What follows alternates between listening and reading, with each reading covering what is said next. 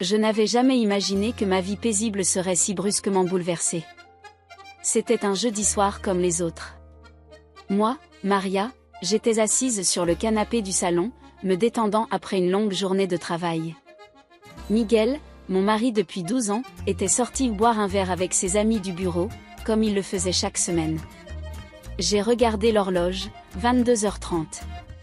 Miguel revenait généralement à cette heure-là. J'ai décidé de lui envoyer un message pour lui demander s'il allait rester longtemps. C'est alors que j'ai remarqué son téléphone portable sur la table basse. Il avait dû l'oublier à la maison dans sa hâte de partir.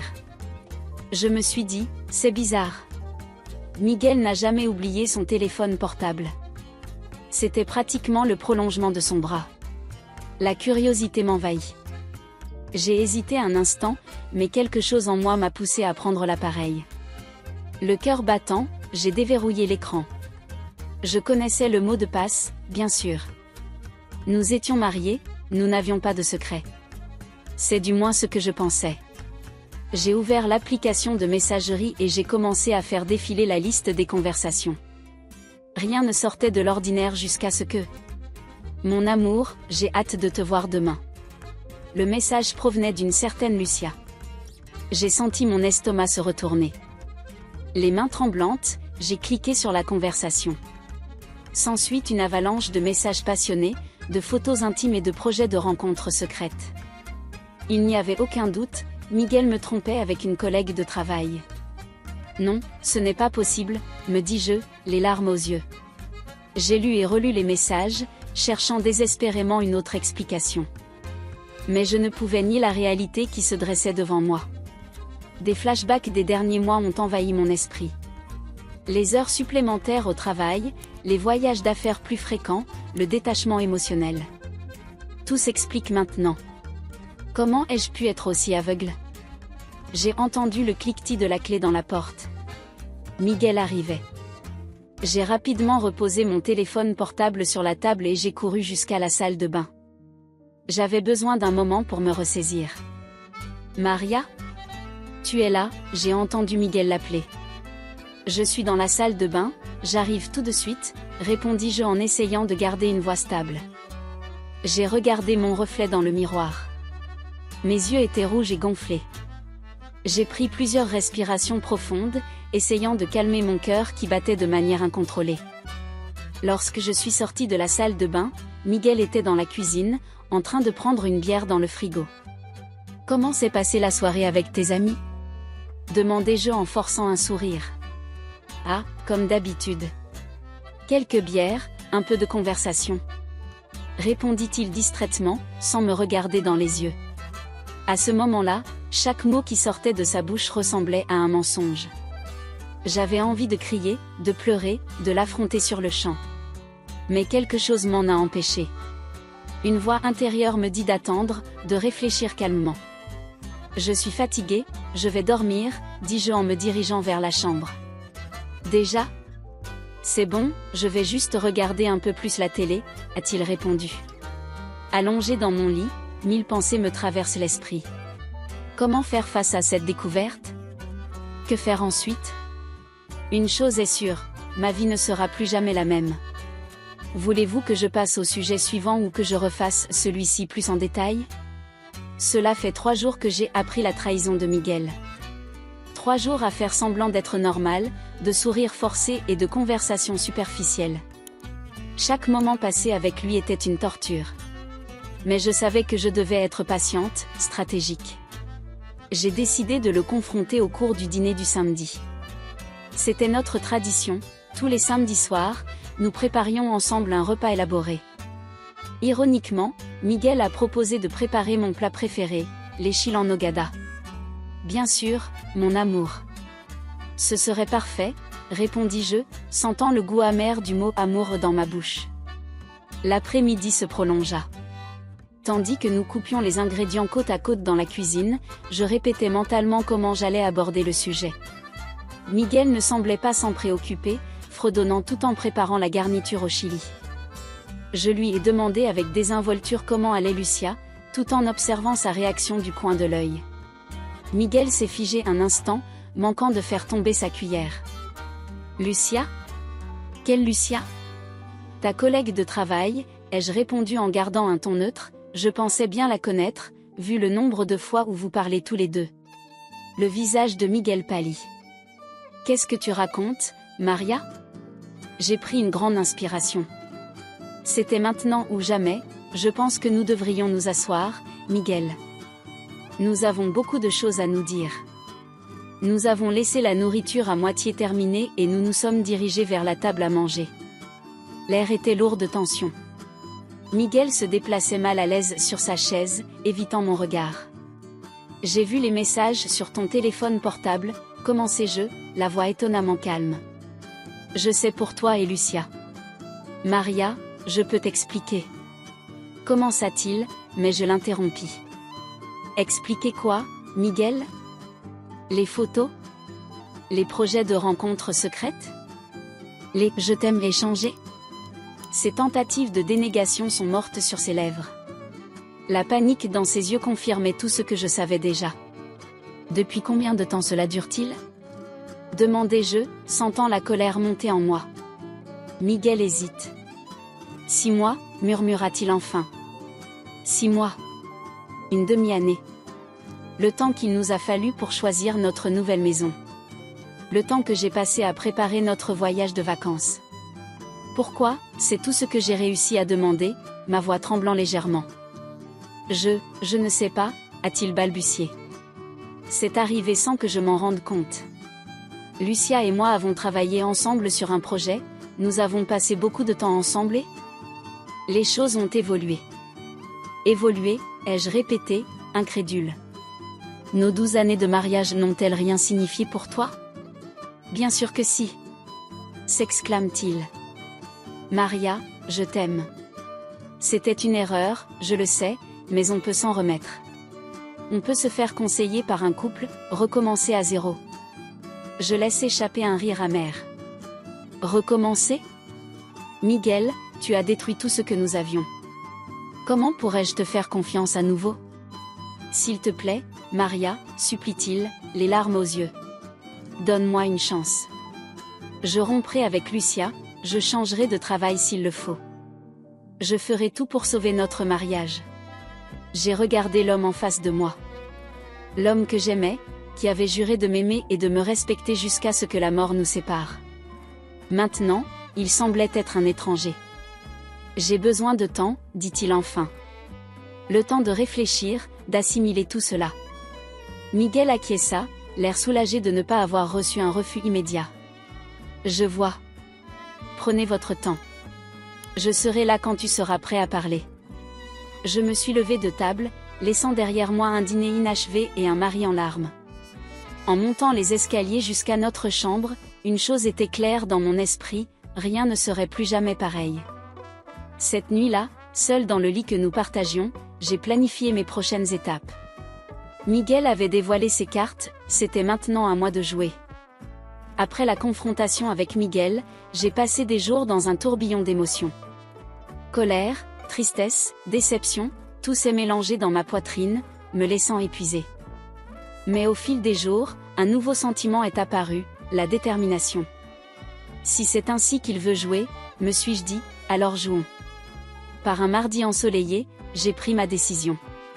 Au lieu d'exploser de rage ou de sombrer dans la dépression, j'ai décidé de rester calme et de planifier minutieusement ma vengeance. Miguel ne savait pas à qui il avait affaire. Ma première démarche a été de contacter l'un des meilleurs avocats spécialisés dans le divorce de la ville, Fernando Gutiérrez, connu pour son approche impitoyable au tribunal. J'ai pris rendez-vous pour le lendemain. Sonora Hernandez, dit Fernando en ajustant ses lunettes et en m'observant depuis son imposant bureau d'acajou, parlez-moi de votre situation. Je lui ai tout expliqué, la découverte de la trahison, la confrontation, mon désir de divorcer sans que Miguel ne reçoive un centime de nos biens. Fernando m'a écouté attentivement, prenant parfois des notes. Lorsque j'ai eu terminé, il s'est adossé à sa chaise, un léger sourire aux lèvres. Sonora, vous avez bien fait de venir me voir, dit-il. Les cas comme le vôtre sont ma spécialité. Nous pouvons non seulement faire en sorte que votre mari n'obtienne rien, mais aussi lui faire payer son infidélité, littéralement. Comment allons-nous faire? Demandai-je, avec un mélange d'anxiété et d'excitation. Tout d'abord, commença Fernando en se penchant en avant, nous devons rassembler des preuves. Messages, courriels, relevés d'appels, tout ce qui peut prouver l'infidélité. Ensuite, documentons méticuleusement ses dépenses pour sa maîtresse. Cadeaux, dîners, voyages, tout cela pourrait être considéré comme une dilapidation des biens matrimoniaux. J'ai acquiescé, absorbant chaque mot. Fernando poursuit. De plus, nous allons enquêter sur ses finances. S'il a utilisé l'argent du couple pour poursuivre sa liaison, cela jouera en sa faveur au tribunal. Et, bien sûr, nous préparerons un récit convaincant sur la façon dont son infidélité vous a affecté émotionnellement et professionnellement. À chaque mot prononcé par Fernando, je sentais ma confiance grandir. Enfin, quelqu'un était de mon côté, quelqu'un qui comprenait la gravité de la situation et qui était prêt à se battre pour moi. Et Miguel? Ne va-t-il pas se méfier si je commence à collecter toutes ces informations? Fernando sourit à nouveau, cette fois avec une lueur dans les yeux qui me fit penser à un prédateur sur le point de se jeter sur sa proie. C'est la beauté du plan, Sonora Hernandez. Vous ne ferez rien de différent de ce que vous faites déjà. Continuez comme si de rien n'était. Nous ferons le gros du travail en coulisses. J'ai une équipe d'enquêteurs privés qui peuvent se charger de collecter des preuves sans éveiller les soupçons. J'ai quitté le bureau de Fernando avec un dossier rempli de documents à remplir et une liste de tâches à accomplir pour commencer à monter mon dossier. Pour la première fois depuis des semaines, je me sentais maître de la situation. Les jours suivants, je me suis plongé dans ma mission secrète. Tout en prétendant à Miguel que j'étais en train de traiter la situation et d'envisager le pardon, j'ai méticuleusement rassemblé tous les éléments de preuve que j'ai pu trouver. J'ai découvert des relevés de cartes de crédit cachés montrant des dépenses dans des restaurants et des hôtels coûteux. J'ai trouvé des reçus pour des bijoux que je n'avais jamais reçus. Chaque nouvelle découverte a renforcé ma détermination. Une nuit, alors que Miguel dormait, je me suis introduite dans son bureau. Le cœur battant, j'ai fouillé dans ses tiroirs jusqu'à ce que je trouve un petit carnet noir. Il contenait des détails sur les rencontres, les cadeaux et les promesses faites à Lucia. Bingo, me suis-je murmuré en photographiant chaque page avec mon téléphone portable. Au fil des semaines, ma collection de preuves s'est étoffée, tout comme ma confiance. Miguel, complètement inconscient, continuait sa routine habituelle, alternant les tentatives de réconciliation et les rencontres secrètes avec Lucia. Tous les faux « je t'aime » qu'il me disait, tous les baisers vides, toutes les promesses de changement, tout cela ne faisait que renforcer ma détermination. Il pensait qu'il contrôlait la situation, qu'il pouvait avoir le meilleur des deux mondes. Il était loin de se douter que son château de mensonges était sur le point de s'écrouler. Tout est prêt, Sonora Hernandez, m'a dit Fernando lors de notre dernière rencontre avant de mettre le plan à exécution. Quand vous le voudrez, nous pourrons donner le coup de grâce. J'ai regardé la pile de documents devant moi, preuve de moi de trahison et de mensonge. Une partie de moi s'est sentie désolée pour l'homme que j'ai aimé. Mais cette partie fut rapidement étouffée par la détermination de rendre justice. Je suis prêt, répondis-je, la voix ferme. Finissons. Après ma dernière rencontre avec Fernando, je suis entré dans une phase que je ne peux décrire que comme un jeu d'attente. C'était comme si je vivais une double vie, à l'extérieur, l'épouse compréhensive essayant de sauver son mariage, à l'intérieur, une femme déterminée, rassemblant chaque miette de preuve à utiliser contre son mari infidèle. Chaque matin commençait de la même manière. Miguel et moi prenions un café ensemble, une scène apparemment normale pour un couple en voie de réconciliation. Miguel m'a demandé comment tu te sentais aujourd'hui, Maria, avec une voix chargée d'une inquiétude que je savais maintenant être fausse. Je vais bien, Miguel. Un jour après l'autre, n'est-ce pas, ai-je répondu avec un sourire répété. Il a acquiescé, visiblement soulagé que je ne fasse pas de scène. Il était loin de se douter que chaque interaction était soigneusement consignée dans mon journal, preuve potentielle pour le tribunal de la façon dont j'essayais de sauver notre mariage. Pendant la journée, je me consacrais à mon travail de professeur d'espagnol dans une école locale. Mes élèves étaient mon refuge, le seul endroit où je pouvais vraiment être moi-même sans avoir à faire semblant ou à planifier. Sonora Hernandez, vous semblez différente ces derniers temps, a commenté Sofia, l'une de mes élèves les plus observatrices, un jour après le cours. Je lui ai demandé comment elle était différente, en essayant de garder mon calme. Je ne sais pas, plus forte, peut-être? Comme si j'avais un secret, répondit-elle avec un sourire timide. Je souris à mon tour, surpris par la perspicacité de la jeune femme. Parfois, Sophia, les secrets nous donnent de la force, ai-je répondu de manière énigmatique. Le soir, lorsque Miguel rentrait à la maison, notre routine se poursuivait. Nous dînions ensemble, nous parlions de nos journées, parfois même nous regardions un film. Pour tout observateur extérieur, nous ressemblions à un couple normal essayant de surmonter une crise. Mais lorsque Miguel sortait pour retravailler tard ou pour un dîner d'affaires, j'entrais en action. Je fouillais dans ses affaires, photographiais des documents et vérifiais l'historique de navigation de son ordinateur. Chaque nouvelle découverte était immédiatement envoyée à Fernando. « Excellent travail, Sonora Hernandez », m'a dit Fernando lors d'un de nos appels secrets. Le juge n'aura d'autre choix que de vous donner raison avec toutes ces preuves. Il y a eu des moments, je dois l'admettre, où j'ai failli faiblir. Un soir, Miguel est rentré à la maison avec un bouquet de roses rouges, mes préférées. « Pour toi, mi amor », m'a-t-il dit en me tendant les fleurs. « Pour ta patience, pour ne pas nous avoir abandonnés. » Pendant un bref instant, j'ai senti mon cœur s'adoucir. Puis j'ai remarqué une tache de rouge à lèvres sur le col de sa chemise. Ce n'était pas ma couleur. « Merci, chérie », ai-je répondu, forçant un sourire en acceptant les fleurs. Ce soir-là, j'ai acheté des fleurs pour se déculpabiliser, à ma liste de preuves. Les semaines se sont transformées en mois. J'ai vu Miguel s'empêtrer de plus en plus dans son réseau de mensonges, pensant qu'il me trompait. Il ne se rendait pas compte que chaque excuse bidon, chaque sortie, chaque cadeau de réconciliation ne faisait que renforcer mon cas. « Comment fais-tu face à tout cela, Maria ?» me demanda ma sœur Elena lors d'un de nos déjeuners hebdomadaires. « Je survis », ai-je répondu honnêtement. « Parfois, c'est difficile, mais je sais qu'à la fin, la vérité éclatera. » Elena m'a serré la main, les yeux pleins d'inquiétude. « Tu es plus forte que tu ne le penses, petite sœur. Ne l'oublie pas. » Ces mots ont résonné dans mon esprit les jours suivants. Oui, j'étais forte. Assez forte pour supporter ce jeu d'attente, assez forte pour faire face à la trahison de Miguel, et assez forte pour m'assurer qu'il paye pour ses actes. Au fil du temps, j'ai remarqué des changements subtils chez Miguel. Il semblait plus anxieux, plus distrait.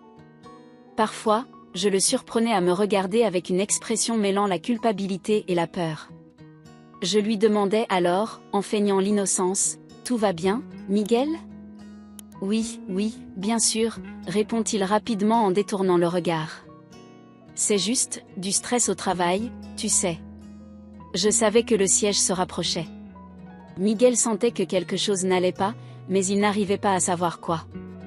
Ce n'était qu'une question de temps avant que je puisse enfin révéler mon atout. Pendant ce temps, je continuais à attendre patiemment, rassemblant des preuves, renforçant mon dossier et me préparant au moment où je pourrais enfin renverser la situation. C'était un vendredi soir, et Miguel et moi nous préparions pour un dîner avec des amis. C'était quelque chose que nous faisions régulièrement avant que la trahison ne soit révélée, et qui faisait désormais partie de ma façade de normalité. Pendant que j'ajustais ma robe noire, la préférée de Miguel, ironiquement, il ajustait sa cravate dans le miroir de la chambre. « Tu es très belle, Maria », a-t-il commenté, ses yeux parcourant ma silhouette.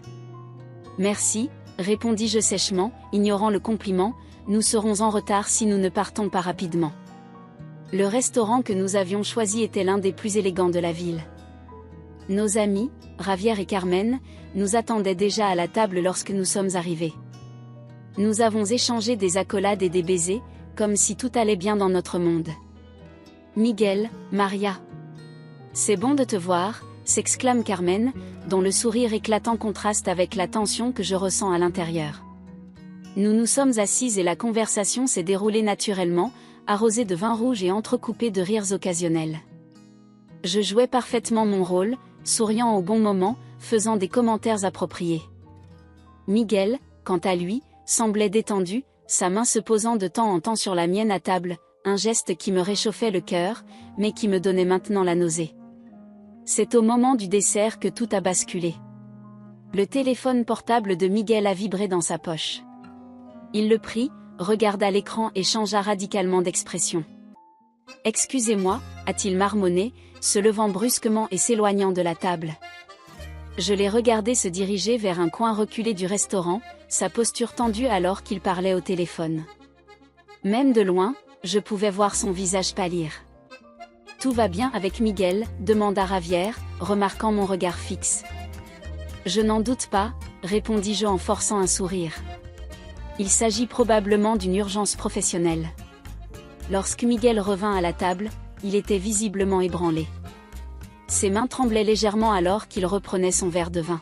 « Quelque chose ne va pas, chérie ?»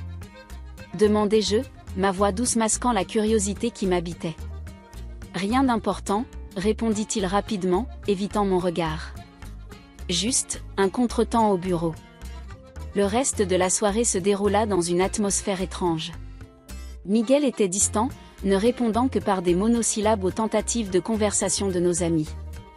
Lorsque nous nous sommes finalement dit au revoir et que nous sommes montés dans la voiture pour rentrer chez nous, le silence était palpable. « Miguel, que s'est-il vraiment passé ?» demandai-je, incapable de contenir ma curiosité. Il a poussé un profond soupir, les mains agrippées au volant. « Maria. Je ne sais pas comment te le dire. Mon cœur s'est emballé. Serait-ce qu'il allait enfin se confesser ? Lucia. Commença-t-il, et je sentis mon corps se raidir en entendant son nom. Elle a rompu avec moi. Pendant un instant, je suis restée sans voix. De toutes les choses que j'avais espéré entendre, ce n'était pas l'une d'entre elles. Qu'est-ce que tu veux dire par « il a rompu avec toi » demandai-je en m'efforçant de garder une voix neutre. Miguel s'essuya la main sur le visage, l'air soudainement vieilli. Elle a dit qu'elle ne supportait plus d'être l'autre. Elle veut une vraie relation, pas une relation cachée. Un rire amer a failli s'échapper de mes lèvres. L'ironie de la situation ne m'a pas échappé. Alors que j'étais prêt à porter le coup de grâce, Karma a décidé d'agir en premier. Les jours suivants, j'ai vu Miguel s'effondrer. Il mangeait à peine, passait des heures enfermé dans son bureau et, lorsqu'il pensait que je ne le regardais pas, je le surprenais à fixer le vide avec des yeux rouges. Par l'intermédiaire d'amis communs, j'ai obtenu plus de détails sur la rupture. Apparemment, Lucia avait rencontré quelqu'un d'autre, quelqu'un qui était prêt à avoir une relation ouverte et honnête avec elle. La nouvelle s'est rapidement répandue dans le bureau et Miguel a dû faire face non seulement à la douleur du rejet, mais aussi à l'humiliation publique. Une partie de moi, celle qui avait encore des souvenirs des bons moments que nous avions vécus, ressentit un pincement de pitié. Mais elle fut rapidement étouffée par le souvenir de mois de mensonges et de trahison. Une nuit, alors que je faisais semblant de dormir, j'ai entendu Miguel sangloter doucement dans la salle de bain. Pendant un bref instant, j'ai envisagé d'aller le réconforter. Mais je me suis souvenu de toutes les nuits que j'avais passées à pleurer seule alors qu'il était dans ses bras. À ce moment-là, j'ai compris que le karma avait joué son rôle, et d'une manière que je n'aurais jamais pu prévoir. Miguel était confronté aux conséquences de ses choix, et j'étais aux premières loges pour les observer. Dans les semaines qui ont suivi la rupture de Miguel avec Lucia, j'ai assisté à l'effondrement rapide de sa vie. C'était comme regarder un accident de voiture au ralenti, horrible, mais impossible de détourner le regard. Le premier signe visible de l'effondrement est apparu au travail. Miguel, qui avait toujours été fier de sa carrière, a commencé à rentrer tôt, souvent les yeux rouges et sentant l'alcool. « Qu'est-ce qui s'est passé ?» demandai-je un de ces soirs, faisant mine de m'inquiéter. « Rien » a-t-il marmonné en se jetant sur le canapé. « C'est juste que, les choses sont difficiles au bureau. » Plus tard, j'ai appris par un de ses collègues que Miguel avait été écarté d'un projet important. La raison ?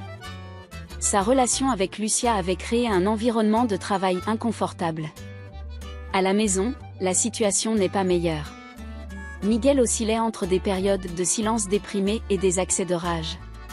Lors d'une soirée particulièrement tendue, il a jeté un verre contre le mur, le brisant en 1000 morceaux.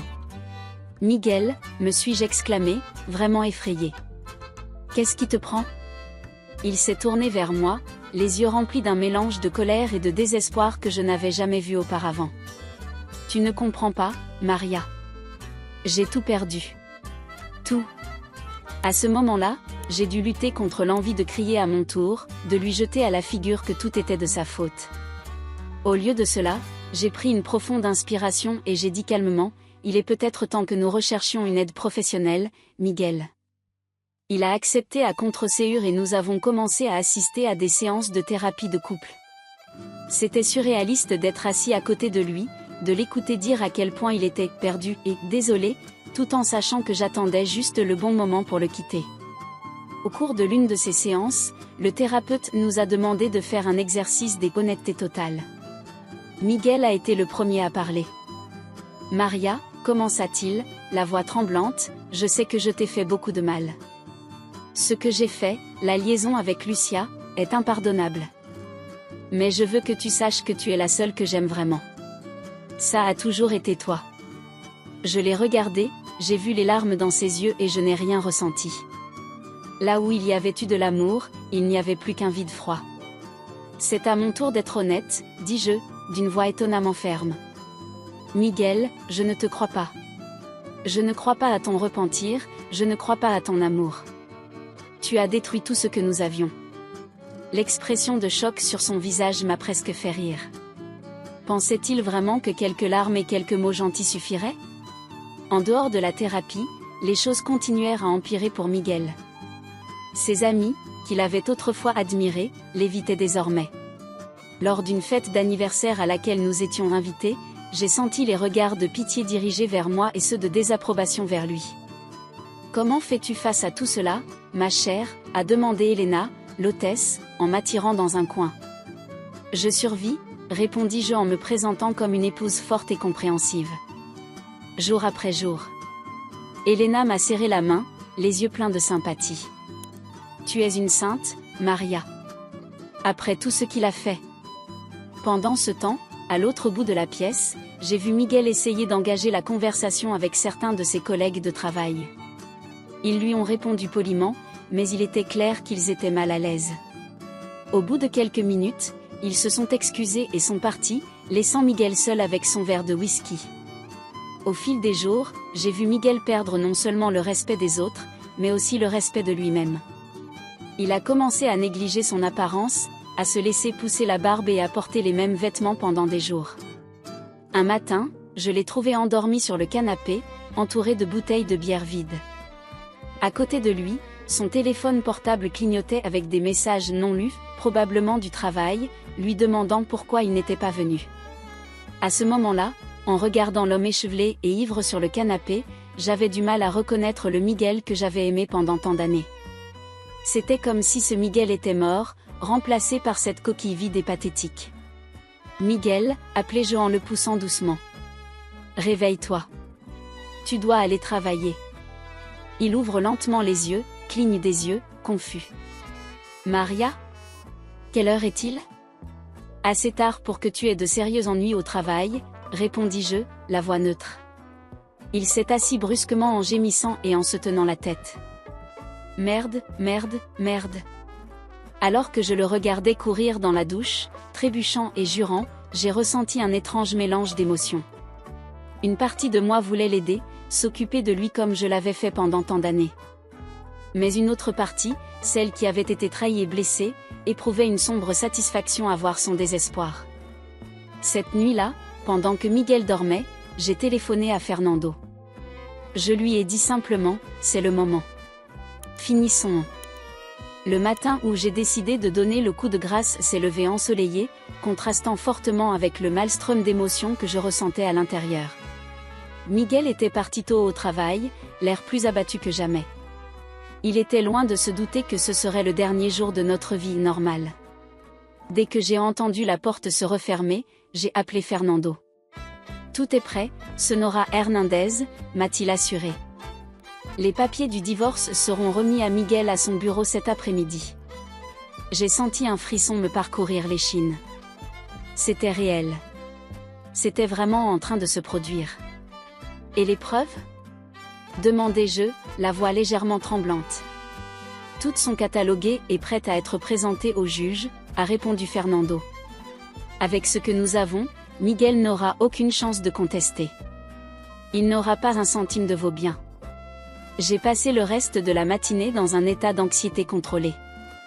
J'ai fait mes valises, trié les documents importants et passé les derniers coups de fil nécessaires.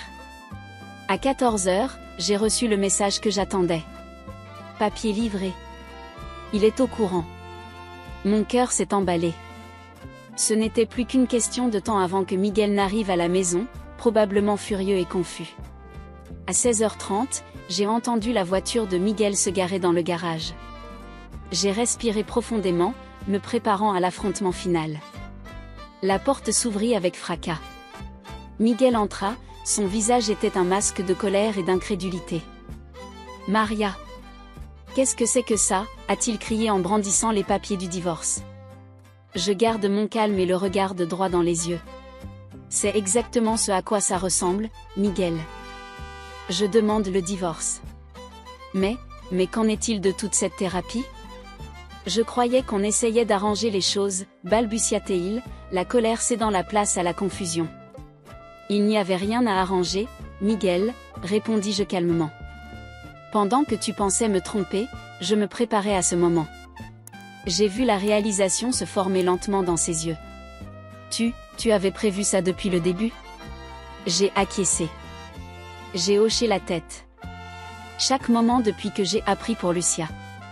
Chaque séance de thérapie, chaque conversation honnête. Tout cela faisait partie du plan. Miguel s'effondre sur le canapé, l'air complètement défait. Pourquoi ne m'as-tu pas confronté tout de suite ? Pourquoi ne m'as-tu pas confronté immédiatement ? Parce que tu méritais plus que de perdre ton mariage, Miguel, ai-je répondu, la voix froide, tu méritais de tout perdre. Je lui ai expliqué les preuves que nous avions recueillies, la minutie avec laquelle son dossier avait été documenté. Je lui ai parlé des dépenses qu'il avait faites avec Lucia en utilisant notre argent commun, des mensonges que nous avions répertoriés. Au fur et à mesure que je parlais, je voyais Miguel s'enfoncer de plus en plus dans le canapé. Lorsque j'eus terminé, il n'était plus que l'ombre de l'homme confiant que j'avais connu. « Qu'est-ce qui se passe maintenant ?» a-t-il demandé, sa voix dépassant à peine un murmure. « Maintenant, » répondis-je en prenant ma valise, « je pars. L'appartement est à vous pour une semaine encore, le temps pour vous de trouver un nouvel endroit. Ensuite, il sera vendu et les bénéfices me reviendront, comme le prévoit le contrat de mariage que tu as signé sans réfléchir il y a quelques années. » Miguel m'a regardé, les yeux remplis d'un mélange d'admiration et de crainte. « Je n'aurais jamais cru que tu puisses être comme ça, Maria. » J'ai souri, un sourire froid qui n'atteignait pas mes yeux.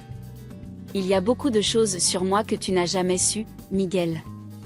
Et maintenant, tu ne les connaîtras jamais. » Sur ces mots, j'ai pris ma valise et je suis parti, laissant derrière moi non seulement Miguel, mais aussi des années de souffrance et de trahison. Alors que je me rendais à l'hôtel où j'allais séjourner temporairement, j'ai senti un poids énorme s'envoler de mes épaules. Le karma avait joué son rôle, détruisant l'affaire et la réputation de Miguel. J'avais fait la mienne, en m'assurant qu'il paye pour ses actes de toutes les manières possibles. J'ai levé les yeux vers le ciel à travers le pare-brise, regardant le soleil se coucher à l'horizon. C'était la fin d'un chapitre de ma vie, mais aussi le début d'un autre. Un chapitre dans lequel j'avais le contrôle, j'étais forte et déterminée. Je me suis souri à moi-même, ressentant une satisfaction que je n'avais pas ressentie depuis des mois. La vengeance, après tout, c'est doux. Mais la liberté ? La liberté était encore plus douce.